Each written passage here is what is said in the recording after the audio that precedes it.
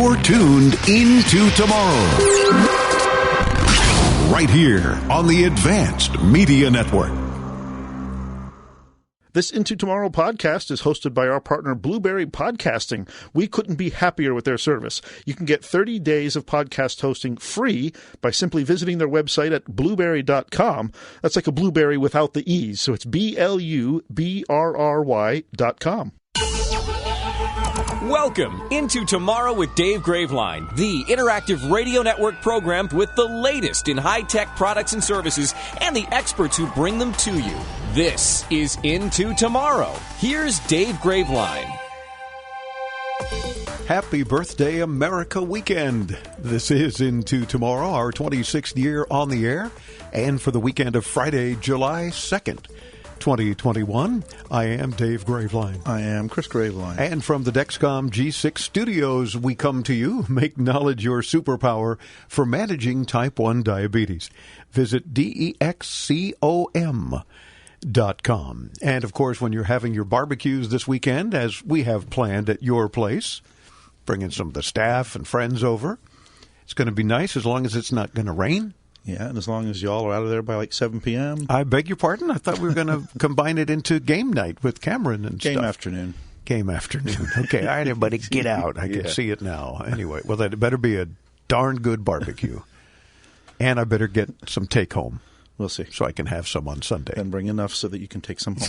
See, that's how it works. That's anyway, some tech news and commentary before we get to your calls. Philip standing by in Louisiana and a whole bunch of others participating, especially now during our cool Into Tomorrow hot summer giveaway.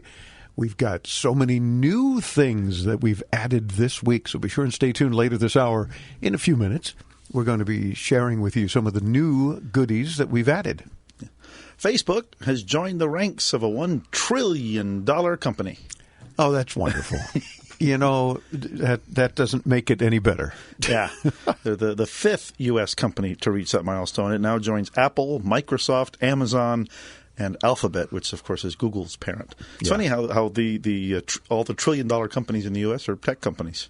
That's not funny. It's just obvious. Yeah, and all companies that spy on us, I mean, use our personal information. I mean, sell us products. Yeah, that we are the product. Yeah. Pretty much. Yeah, I remember telling you before we came into the show that, I'm tired of hearing people say that, if you don't like the way Facebook works, then just don't use it because it's a free product. And, no, it's not free. It's not because, we pay for it with our privacy. Yep. Or lack of privacy. Yeah. Speaking of Facebook, this week a federal judge dismissed antitrust lawsuits against Facebook, Inc., filed by the U.S. government in most states. Unfortunately, a major win for Facebook before the cases even got off the ground. The FTC had alleged Facebook engaged in a systematic strategy to eliminate its competition, including by purchasing smaller up-and-coming rivals like Instagram in 2012 and WhatsApp in 2014. The U.S. District Court for the District of Columbia dismissed the Federal Trade Commission's antitrust complaint against the social or anti-social media giant, calling it legally insufficient. It also dismissed a similar case brought by the attorneys general of 46 of our 50 states. That's sad. You would think that they would all have it together. Now, that doesn't mean they can't bring it again where they have more legal sufficiency, I guess. But holy cow. Well, and it was the cancellation of those two cases that pushed them over that $1 trillion mark. As soon as that was announced, Facebook stock rose like 4%, which then put them over that threshold. Oh, wonderful. So not only did they get away with murder, so to speak, but it pushed them over the $1 trillion threshold. Yeah, they have murdered our privacy. Boy, that's for sure. Yeah. It's hard for us down here in Miami to imagine life without air conditioning, but that's a reality for many people in cooler climates, and they usually don't need it. Take Seattle, for instance. The climate is normally very temperate there. I remember years ago visiting Seattle in the middle of June when I'm used to temps like in the high 90s here in Miami, and it was maybe in the mid-60s. That's not been the case this week. A so-called heat dome, a heat wave that hovers over a region, has pushed temperatures into triple digits across the Pacific Northwest. As a result, Amazon has joined other companies in the region and opened part of their headquarters as a cooling center for local residents. Really? Come on in, just bring your money. Well, it's with a 1,000-person capacity, the Amazon Meeting Center is among 36 locations where local residents can seek refuge amid unprecedented temperatures. So I don't say this very often, and I probably will never say it again, but kudos to Amazon for joining in on that. Yeah, we won't let them get such a big head, but good on them for a change. We talked a lot last week about the new Windows 11 coming out. Some are saying that Apple's always sold itself as the anti-Microsoft. Now, Windows 11 is the anti-Apple, and it's doing that by targeting the iPhone. So be sure to listen to our Microsoft announcement highlights in Hour 3 of today's show. And if the station you're listening to us on doesn't carry all 3 hours, then make sure you stop by our site, subscribe to the free podcast, or check out the post. There you go. intotomorrow.com. Don't miss it. Philip in Shreveport, Louisiana, listens on 710 Keel, and we love you for it, calling in using the free Into Tomorrow app. Wanted to know more about cell phone power boosters. I got one on my truck, but for some reason I don't know it's really working. How can you check for that? Well, Philip, the only real test is to see if your signal is better or not when you use it. If this one is in your truck, then odds are that sometimes it's helping because there's a little bit of a signal, but not enough for your phone's antenna. And it's boosting it enough to be usable. But trucks move, so sometimes there's probably not enough of a signal to boost. And other times, there's probably no benefit in using it because the signal was fairly good to begin with. Yeah, signal boosters are powered devices. There's the antenna, but there's also a repeater that needs to be plugged into power to be able to operate. If you want to know if the booster is having an effect, just unplug it when you think your signal may be low and look at your phone's bars. If they stay the same, then it's probably not helping. But if they drop or you completely lose service, then your device at least was having an effect. Yeah, and of course, if you're on a call, be sure and warn them that you're going to unplug your booster. So if I lose you, I'll call you back. Philip, I hope that helps you out. Let us know if we've been able to answer your question. And stay tuned. Let's meet at intotomorrow.com.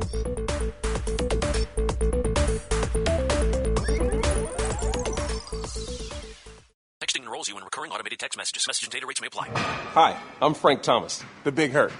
After I left baseball, I just couldn't stay in shape like I used to. Turns out, once you hit 40, your body has less free testosterone, and that can make it harder to get into shape. So I got back into the game with Nugenics. I'm feeling stronger with a lot more energy and drive. You want to get back into shape? Get Nugenics. All you have to do is send one simple text. Frank's right. Just text STAY to 321321 to get a complimentary bottle of award-winning Nugenics, the #1 selling free testosterone booster at GNC. Its unique man-boosting formula is powered by Testofen, a patented key ingredient clinically researched to help a man feel stronger, leaner, more energetic, and more passionate. And guys, she'll like the difference too. Nugenic samples are not available in stores. To get your complimentary bottle, text STAY to 321321. That's STAY to 321321.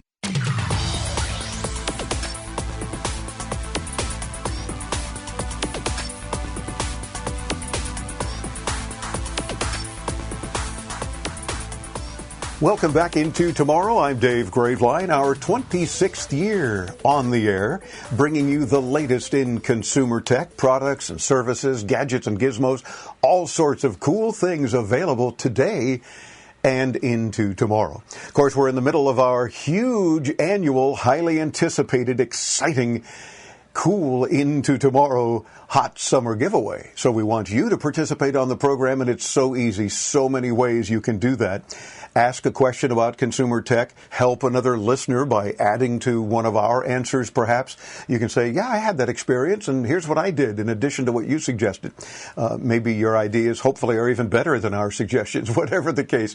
We just want to hear you on the air. And like that, automatically, you win. We don't make you jump through hoops. You don't have to be the 99th caller. You don't have to answer goofy questions. You just participate, and you win in the summer giveaway. It's so easy. Visit us at intotomorrow.com. There's a little Ask Dave mic button, and you can click that and ask that way.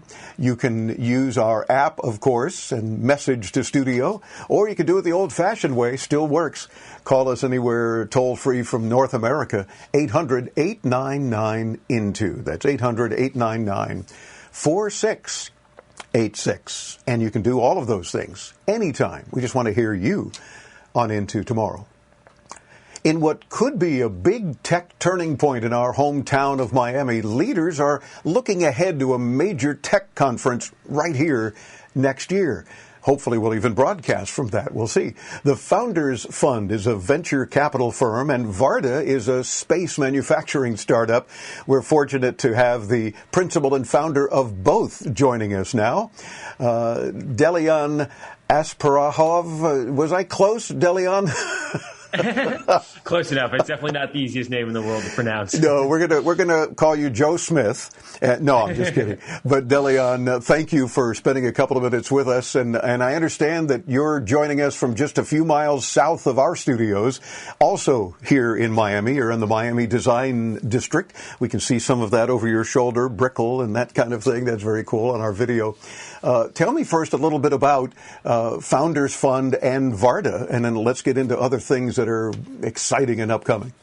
So Founders Fund is one of the premier venture capital firms that was originally based in Silicon Valley, founded in 2000, I believe 4 or 5, from a lot of the sort of early, PayPal co-founders, Peter Thiel and Ken Howry, Luke, and a few others. Mm-hmm. And over the past, now it's been, I guess, 17 years, has steadily invested in some of the world's most game-changing technology companies. Some of the ones that we're best known for are being the early backers of SpaceX, Airbnb, Wish.com, Affirm, and many, many others. And most recently, about early in 2020, I think is when it was announced, raised roughly $3 billion of new funds to continue to invest into sort of, game-changing, startups. And sort of speaking of, game-changing startups, one of the companies that Founders Fund invested in was a company that I actually incubated. Founders Fund is known for, over the past few decades, actually incubating companies. That means we create them ourselves, come up with the idea, and basically put together that sort of early founding team. It actually first happened in 2004 when the firm got started. Peter Thiel actually incubated Palantir, which maybe some of the show is familiar with, that recently went public. And more recently, about 3 years ago, we incubated a company called Anduril Technologies, which is trying to become a next-generation defense prime. And I just incubated Varda, which is basically making the quippy one-liners the world's first space factories. The idea is we basically take materials from down here on Earth, bring them up to space, and there's, for a variety of reasons, a ton of benefits from fabricating or manufacturing them in space, and then we bring them back down. And so we've raised a total of $15 million so far, and our first mission will be Q1 of 2023. Wow. A lot. I mean, there's a lot there. And I think that's pretty awesome because certainly very tech related, which obviously is what we cover. Now we got to figure out how you can incubate a 26-year radio broadcast about tech. We'll see about incubating us. But I think that's fascinating, the kinds of things that you do. Now, you don't sponsor, if you will, or fund only your ideas, right? You are looking for others with great tech ideas and bring them to you and see what you think might be viable in the business?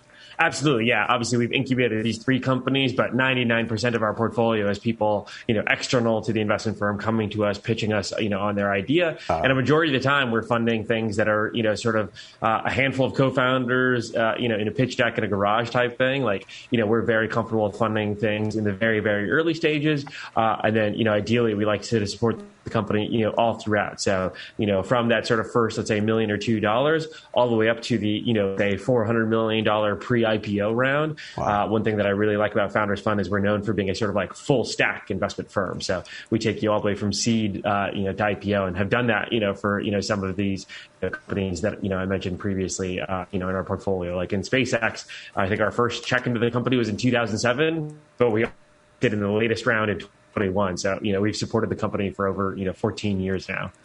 That's terrific. And clearly they are doing things that we talk a lot about on this show on a regular basis. So that's really neat that you've been there from the ground up, literally up, with SpaceX. So keep up that good work. One of the things that you do that really impresses us is one thing that we've tried to do in our 26 years on the air, and that is to help promote startups. Everybody knows about the big companies. Everybody knows that they're doing what they're doing. And while a lot of the bigger companies don't need any more funding, perhaps, because they're funding themselves now to the tune of a lot of money. The smaller companies that have great ideas and maybe just need that kick, that little push. It's always like at various trade shows around the world. Remember the good old days when we could all travel? But we used to, and of course we will again soon, we hope. But we used to always go to these trade shows and we'd look around the outskirts of these big convention centers, CES, IFA, Mobile World Congress, all these various shows. And we'd look for the smaller companies because, again, everybody knows what the big companies are doing. Yeah, we'd report on that, of course, because everybody wants to know. But it's the smaller companies doing really unique things in the tech field that we think deserve that extra hand, if you will, to promote what they're doing. Clearly, you feel the same way. Yeah, I mean, it's definitely part of why people, choose our investment firm, let's say, vis-a-vis, other offers that they have. It mostly comes down to the fact that once they sort of get an investment from us, there's a lot of tangential benefits that happen afterwards, right? Because we've had such a track record of success, that makes candidates more likely to be interested in working at your company because they think, hey, it's a founders fund backed company, and that is a lot easier to get press and attention, right?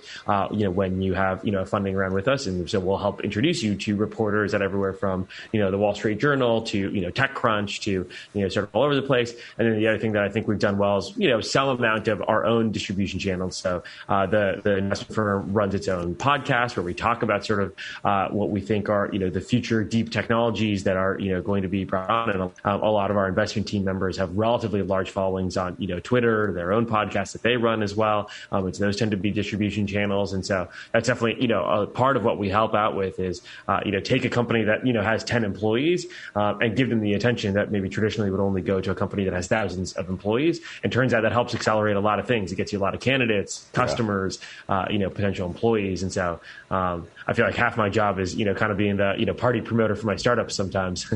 That's a good point. And of course, don't forget the ability to perhaps be on the Into Tomorrow broadcast as well, which, gives us that opportunity to help promote more of these startups and more of these smaller companies that deserve the promotion. So that always gives us the warm fuzzies, knowing that we can help some of those folks. Talk to me a little bit about the whole emerging of Miami as maybe even a refuge, as some people have referred to it, for tech entrepreneurs. What does that mean? Yeah, I mean, it definitely, it feels almost like out of this world to say that like Miami is now, competing to be one of the largest, tech hubs in the United States, where 2 years ago, I would have thought you were crazy for saying so. Yes. But COVID was just this black swan event where, I think, Florida in some ways dealt with it, much better than a lot of other, states did. If you look at it on a per capita basis, right, California and Florida effectively have the same number of cases versus, California went through a lot of draconian, lockdowns, ruined small businesses. It's, really had a devastating effect there. And so I think at some point over the course of, the first 6 months, 9 months, 12 months, a lot of these sort of top tier venture capitalists that were either living, in California, in New York, started to get frustrated with the, policies and the way that the sort of government was reacting to COVID. And in combination with that, for the first time, it became very sort of like socially acceptable to be an investor over Zoom. It used to not be totally acceptable. You to sort of meet with founders in person. They had to come fly out to you wherever you were, and only then could you seriously consider it. Versus it was much more now socially acceptable, if not the default, that you had to Zoom with founders, especially because there's now just so much capital entering into the venture capital ecosystem. It's very much a sort of like, in some ways like seller's market, i.e. like if founders selling their equity, they can kind of choose whoever they would like to sell it to. And, hell, with Varda, I've seen this. It's very advantageous to, rather than like, driving around to a bunch of different offices, and maybe I can do 2, maybe 3, maybe 4 investor meetings in a day. Instead, I can stack 12 Zoom calls, back to back and run a much tighter fundraising process and leave the in-person stuff for when we're, getting close to deciding on who to take. And so in some ways, not only did it shift to Zoom, but I can do my job very effectively over Zoom. And so a handful of people last, let's say, July, August, September in 2020 decided to like move out to Miami. And it just started this slow rolling effect where it just has steadily picked up steam. And then in particular, in December was when all that steam sort of came to a boiling point and really started national attention, where I actually had this tweet where at the time I wasn't living in Miami, but sort of pithily tweeted about I knew all my friends that had moved there. And I was like, guys, this is when, San Francisco decided to shut down dining, despite there being, no scientific evidence for any outdoor spread of COVID. Yep. And somewhat frustratingly, tweeted out this pithy tweet that was like, what if we move all of Silicon Valley to Miami? That tweet went very viral, and then the mayor of Miami quote tweeted it with the text of "How can I help?" ? And unbeknownst to him, that just general phrase or that general anachronism of "How can I help?"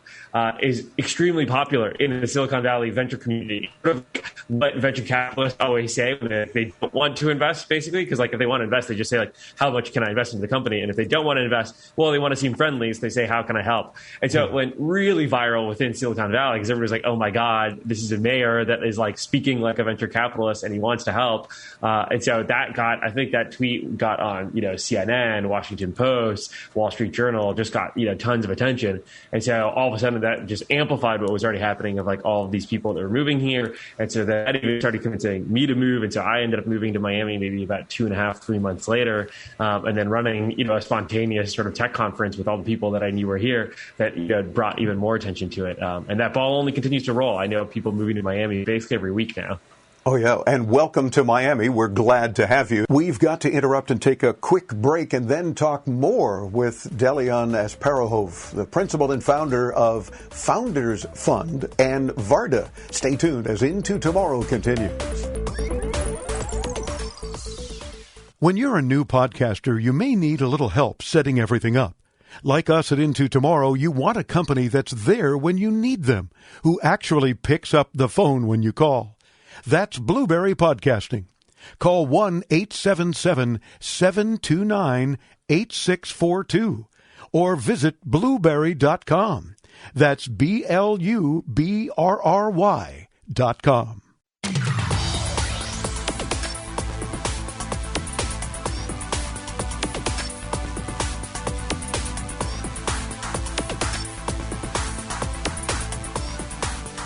Welcome back Into Tomorrow, our 26th year on the air, covering the latest in consumer tech. We're talking with the principal and founder of Founders Fund and Varda, Delian Asparuhov. In reference to your Zoom discussions, for the most part, that's terrific. Of course, we've been doing a lot of Zoom interviews the last year and a half because it also is convenient. Of course, we get that bandwidth issue with some occasional breakup like we've experienced here with you and I chatting. That's unfortunately part of technology. It gets better as we go. But I think it's terrific. And one of the questions I've got, you mentioned that suddenly there was kind of a glut, if you will, I'm paraphrasing, in venture capital monies available. How did that happen? Was it companies making money or venture capitalists that said, hey, I have a little more than I thought because I've not spent much, so now let me find worthy causes, if you will? Yeah, I mean, it mostly comes down to the significant number of IPOs. There's sort of like a dearth of IPOs in 2019, tech IPOs, and 2020 totally shifted that back. Massive companies like Airbnb, DoorDash, Snowflake, all being extremely well received by the right? I think on average those companies were came out at $60 to $80 billion. And if you think about it, of those companies, typically 20 to sometimes 50% of the company is actually owned by venture capitalists. And so you're talking about sort of billions and billions of dollars that was returned to what are called RLPs, which is our limited partners. Those are basically the people that invest in us. And typically where venture capitalists get their funds from are typically think like, Harvard's endowment or, hospital fund, endowment or pension funds of particular states. And basically what happens is when we return that capital to those states, they basically reallocated directly back into venture capital firms, some portion of it. And so if we return let's say $50 billion, they just immediately are very happy with the investment class and return $25 billion back to continue investing into the future startups. And so Nice. A lot of what's causing it is just the success and the sort of investment returns venture capitalists have provided over the past decade that are now very much becoming liquid. There's sort of, I feel like, a stopping point or in some ways a holdback of a lot of IPOs, in like 2019 and early 2020. And then now the gates have totally opened, and it's just been a flood of IPOs, which means liquidity to the venture capitalists, which means liquidity to our limited partners, i.e. our investors, which then feeds right back in. And now means, and I think it's generally very great for society. There are a lot more people now interested in funding somebody with their, garage startup, just 1 or 2 employees. And because of Zoom, those, garage startups don't need to be in Silicon Valley anymore. Mm-hmm. If you look at Founders Fund and the companies that we've backed over the past 2 or 3 months, they've been in, Atlanta, Miami, New York, Chicago, London, all over the place. So we're much more willing to distribute our, funds and where we invest in a much more geographically disparate manner than honestly we were before COVID, largely because of that same sort of effect of Zoom. Gotcha. And of course, because of that, that's terrific that now it speaks volumes for other tech companies, especially startups with some great ideas. And while we have nothing close to a valley here in South Florida, we might as well be the Silicon Valley of the South, and hopefully take over one day. We all have big plans. Why not, right?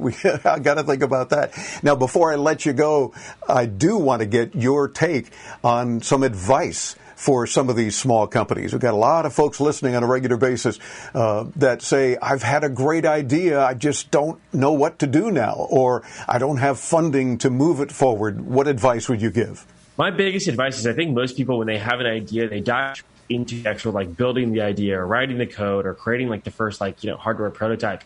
And I think what most people underappreciate is that a lot of startups and company building actually comes down to storytelling, and that what you should instead focus your time on is putting together that sort of 20 to 25 slide presentation that explains why this is a great idea, why it can become very large, what's the differentiated sort of approach that you have, and by the way, why are you the superhero for this story? Why is your team, the people that are working on it, sort of the best people that are best suited for it? The example that I always like to give is Elon's been a very great CEO for SpaceX. Mark Zuckerberg's been a great CEO for Facebook.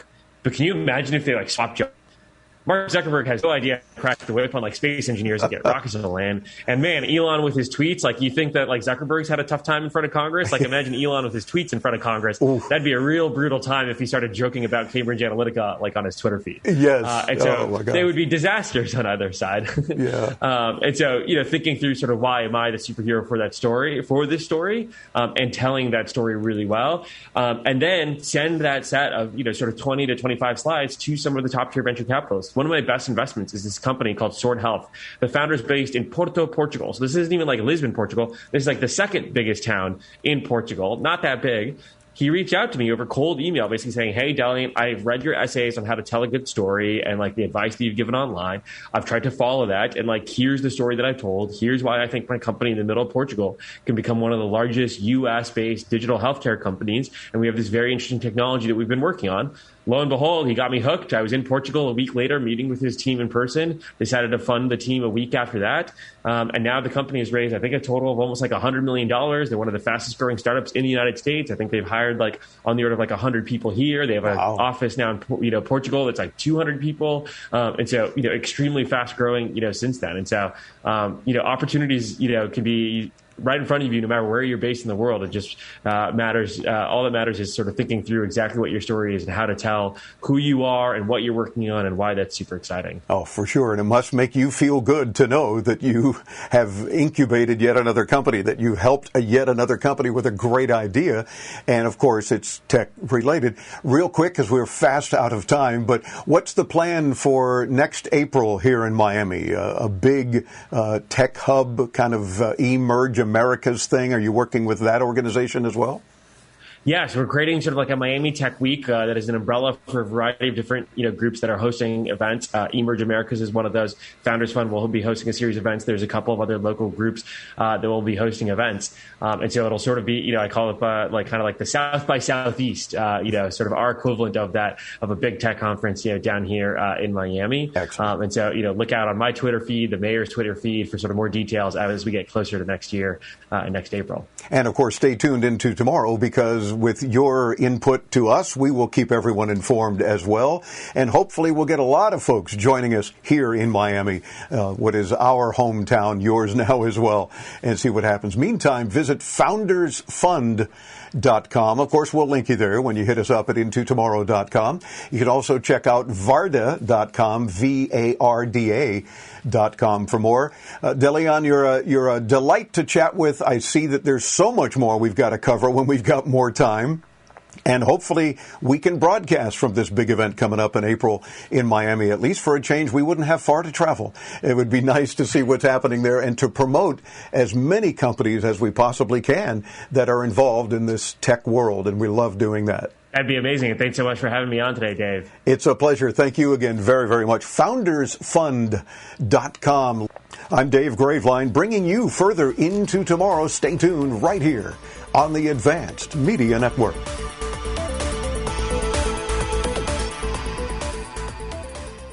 Attention Medicare beneficiaries. Are you getting all the benefits you need? If you have Medicare, you may now be able to get new benefits. Benefits may include eyeglasses, wellness visits, gym membership, meal delivery, and hearing aids with low copay. You may even find plans with 0 monthly plan premiums, 0 copays on many services, and 0 deductibles. Call 800-901-5093. That's 800-901-5093. 800-901-5093.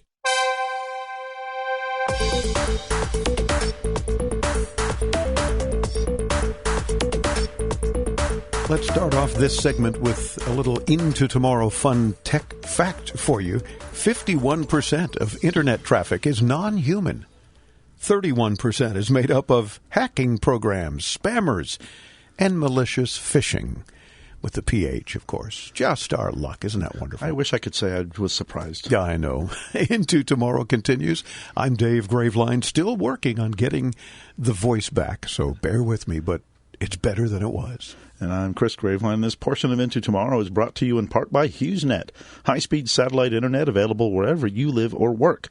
Text radio to 35,000 if you'd like more info. Again, text the word radio to 35000.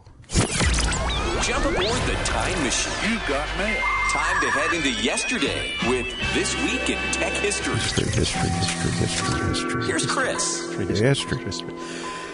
This week in 1886, Carl Benz officially unveiled the Benz patent motor wagon, the first purpose-built automobile. And that's what it was called? Yes. The motor wagon. The Benz patent motor wagon. Okay. Wow. Well, great googly moogly. It was a 3-wheeled automobile with a rear-mounted single-cylinder 2/3 horsepower engine, and it reached a top speed of a whopping 10 miles an hour. Skippy, I'm so happy! Due in part to financial difficulties after the First World War, Benz, who was known as the father of the automobile, merged his company with Daimler Motors Corporation in 1926, forming the company we know today as Mercedes-Benz. See, and a lot of people are saying, what do you mean he's the father of the motor vehicle? Wouldn't that have been Ford? It was not, but Henry Ford, he did invent the moving assembly line, which made cars not only affordable, but cut the time from about 12 hours down to 2 hours to assemble a car. Affirmative. And made them affordable so that an average American can afford a vehicle. There you go. In 1953, this week, the first commuter passenger service by helicopter began in America's largest city. New York Airways provided rides for busy people who wanted to avoid the traffic below. Founded in 1949 as a mail and cargo carrier, New York Airways was headquartered at LaGuardia Airport and offered a one-way flight to Idlewild Airport, known today as JFK, for $4.50, which is equivalent to about $45 today. Let's get it started. I love helicopters. In 1997, the Mars Pathfinder spacecraft, launched by NASA from Earth in December of 1996, entered the atmosphere of Mars. A heat shield, parachutes, and airbags helped it land safely. The Sojourner rover searched the surface of Mars for rocks while millions of Earthlings watched it on TV and the internet. No! I remember watching those live pictures as they came back. I was standing in your living room, and I remember I got to wait and see if there's a little green guy staring back into the camera. I know. I think a lot of people, including at NASA, were saying, hey, we just don't know. So let's take a look ourselves. Yeah. But it's live, and with delay, of course, but it was still live. Yeah. We had no idea. And this week in 2011, Space Shuttle Atlantis was launched on the final mission of the U.S. Space Shuttle program. Atlantis is currently displayed at the Kennedy Space Center Visitor Complex, with its payload bay doors opened and mounted at an angle to give the appearance of being in orbit around the Earth. The angle at which the shuttle is mounted at 43.21 degrees pays tribute to the countdown that preceded every shuttle launch. 4, 3, 2, 1. A multi-story digital projection of Earth rotates behind the orbiter in a 64,000 square foot indoor facility. That ought to keep the little squirts happy. It does. That's our look back at This Week in Tech History, brought to you by IFA in Berlin, the global innovation show since 1924 for consumer tech and home appliances. Check out ifa-berlin.com. And let's mosey on over to Houston, Texas, where Sohn listens to the free Into Tomorrow podcast, brought to you by Blueberry. Hello, Sohn. Welcome into Tomorrow. I'm in the process of getting a air conditioner for my little room, but I'm confused between the mini split system and the window unit. I'd like to know which one is better and what are the plus and minus on both of them.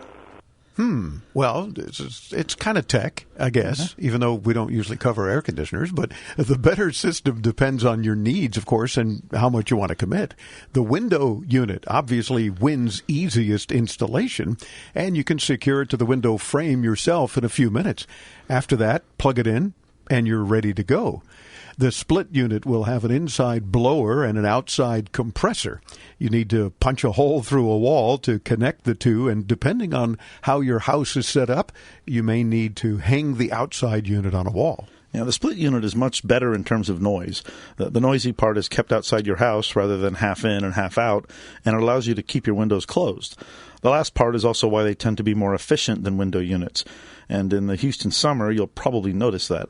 The window unit can easily be pulled and stored or moved to another location and does minimal damage to any structure. So if you're renting and think you may be moving soon, it might be a safer way to go if you want your security deposit back. So, yeah, good point. And so I hope that helps you out. Again, we don't normally cover air conditioning units, but we'll talk about that as a tech thing. Well, there are some pretty high-tech window air conditioning units that use apps and Wi-Fi. Well, that's true. Okay, there you go. That was the bit of a stretch, but maybe we helped him and others with a similar question, because it's all about hearing you on the show. The cool Into Tomorrow Hot Summer Giveaway. Oh, man, I mentioned that we've added a whole bunch of cool new things that have arrived in studio so we can mention them to you. So here's the key. When you call in and participate, mention 2 or 3 of the items you hear or that are listed in the post at intotomorrow.com. No promises, no guarantees, but we'll do our best to get one or more of those to you. For example, from Cut and Go, they sent us 2 cases full of their Into Tomorrow branded emergency seatbelt cutters and window breakers.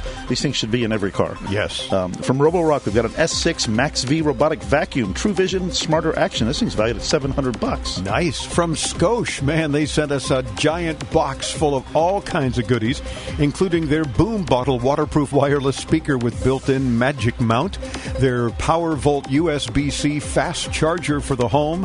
How about the Rhythm Plus 2.0 armband heart rate monitors? A lot of cool stuff from Scosh. From OWC, we've got a bunch of their USB-C travel docks to simplify your mobile connectivity. And they sent a few of their Envoy Pro Electron 1 terabyte USB-C SSDs. From Tivic Health, we've got several of their Clear Up microcurrent devices to relieve congestion from colds, flus, and allergies. If you've got an iPhone, especially an iPhone 12 or Pro Max unit, or how about some Apple Watches, we've got cases, all kinds of total protection series rugged cases for you to help you protect your iPhone. If you're like me and you've lost your car keys on more than one occasion, maybe you could use from Car Keys Express. They sent key and remote replacement kits for many popular vehicles. Razer has also sent the Black Widow Light silent mechanical keyboard and a Kaio webcam with a built-in adjustable ring light. We continue to get a whole lot of stuff that we want to share with you, like from Typewise. If you've got an Android device, tablet, or phone, promo codes for a lifetime subscription to the very popular Typewise custom keyboard for Android devices. And this is just a small handful of the items, because when the orchestra ends, so do we with listing prizes, but we got a lot more. Stay tuned. We're going to tell you more of them as well. And how do you participate? You could use the Into Tomorrow app and use the Message to Studio button to send us a message right here. You could stop by intotomorrow.com, click the Ask Dave microphone and record a message that way. Or you can use the Ask Dave hotline at 800-899-INTO. That's 800-899-4686. All the details at intotomorrow.com.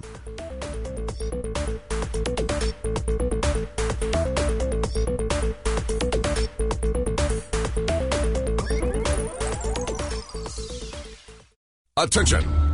Do you owe back taxes, fines, and penalties to the IRS? The IRS now offers new relief options for taxpayers affected by COVID-19, but you can't go it alone. Call Tax Solutions now. Our team of former IRS agents and tax professionals can get you the best deal. We know the COVID-19 rules. Call us and never speak to the IRS again. I couldn't sleep. We were being audited. I called Tax Solutions now, and a great big weight was lifted off my shoulders. I called Tax Solutions now, and they got the IRS off my back. Tax Solutions now had my wage garnishment lifted in 48 hours. The virus has caused the IRS to take extensive action to help taxpayers. So if you owe $10,000 or more, this is the best time in years to settle your tax debt. I qualified for the Fresh Start program. I paid less than I owed. Remember, the IRS will not give up until you pay. Call 800-683-9499. 800-683-9499. 800-683-9499.